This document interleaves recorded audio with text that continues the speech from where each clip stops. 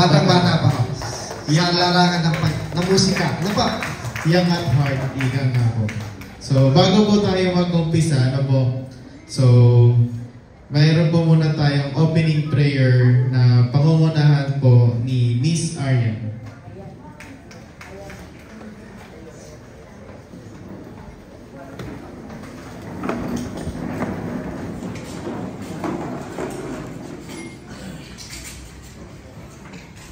Sa ngalan ng Ama, ng Anak at ng Espiritu Santo.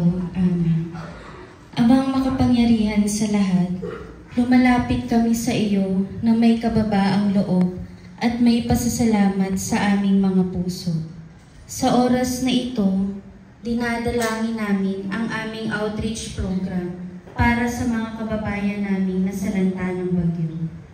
Panginoon, kami po'y dumudulog sa iyo para sa kalakasan, paggabay at proteksyon sa aming mga layunin.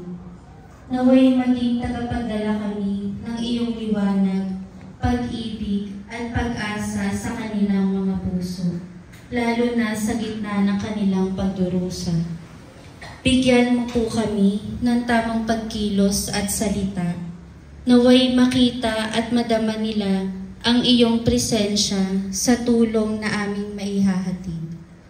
Pagpalain mo rin po ang aming mga panauhin, voluntaryo at mga tagapagtaguyod ng programang ito. Hinihiling din namin ang kaligtasan at katatagan ng mga naapektuhan, naway mapawi ang kanilang takot at mapalitan ito ng bagong pag-asa at lakas mula sa iyo. Panginoon, itinuturing naming isang biyaya ang pagkakataong ito upang maglingkod sa kapwa.